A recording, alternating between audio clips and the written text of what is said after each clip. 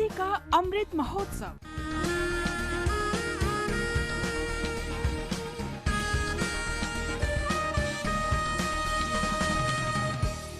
आजादी का सफर, आकाशवाणी समाचार के साथ एक राष्ट्र का उदय। भारत का गौरवशाली स्वतंत्रता संग्राम आधुनिक विश्व में घटित महानतम संघर्षों में से एक है। आकाशवाणी समाचार आपके लिए हर रोज ला रहा है इसी स्वतंत्रता आंदोलन की एक झलक।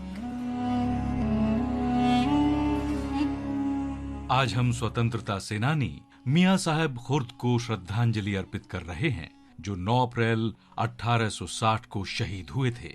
औरंगाबाद, महाराष्ट्र के मियां साहेब खुर्द ने 1857 में आजादी की पहली लड़ाई में हिस्सा लिया था। औरंगाबाद के विभिन्न स्थानों पर अंग्रेजी सेना से उनकी मुठभेड़ हुई।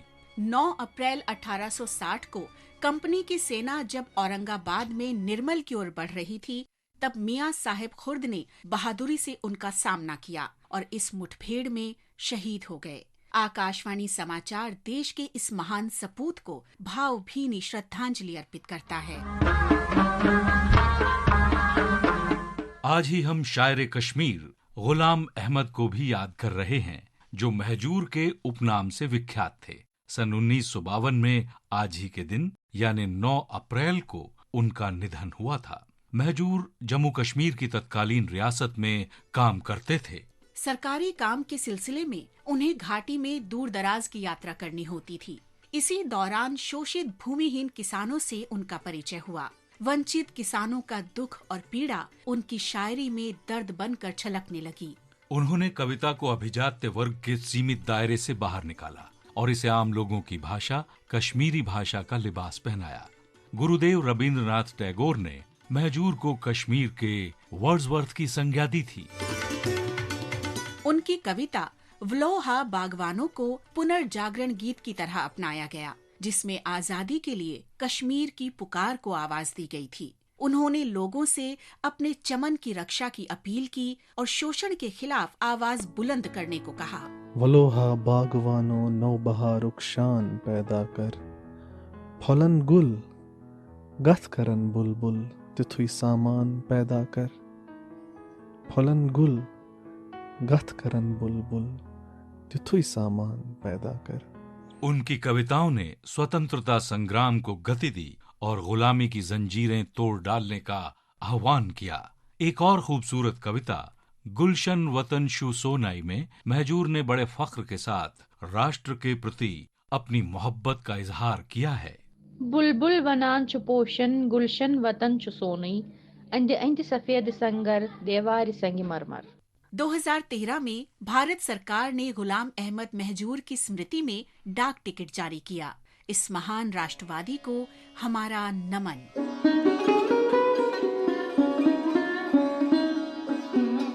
आज हम शरण रानी का भी स्मरण कर रहे हैं, जिनका जन्म 9 अप्रैल 1929 को हुआ था।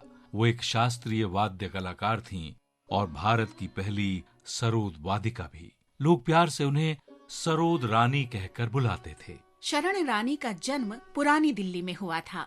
उन्होंने उस्ताद अलाउद्दीन खां और उनके पुत्र अली अकबर खां से सरोद वादन का प्रशिक्षण लिया। चांदनी चौक में एक गली है, जिस गली का नाम है जुगल किशोर। उसके अंदर हमारे बाबा जी के परिवार के सब मकान हुआ करते थे। उसी एक मकान में हम 10 भाई बहन थे और मैं सबसे छोटी। उस समय अंग्रेज़ों का राज था।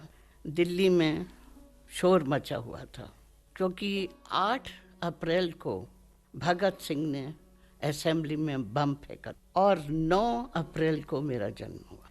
उन्होंने भारतीय शास्त्रीय संगीत को विदेशों में लोकप्रिय बनाने में भी महत्वपूर्ण भूमिका निभाई। शरण रानी ने स्वतंत्रता संग्राम में भी सक्रिय भूमिका निभाई। वर्षों तक वे बिल्कुल मौन रहकर जरूरतमंद सेनानियों की मदद करती रहीं।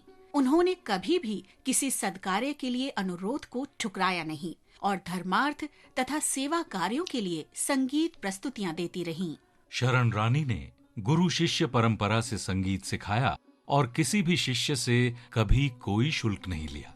शरण रानी ने दिव्य सरोद, मूल, प्राचीनता और विकास, इस नाम से सरोद का इतिहास भी लिखा। ये पुस्तक 1992 में प्रकाशित हुई। तत्कालीन उपराष्ट्रपति KR नारायणन ने इसका विमोचन किया। पुस्तक के दूसरे संस्करण का विमोचन पूर्व प्रधानमंत्री श्री I.K. गुजराल ने 2008 में किया।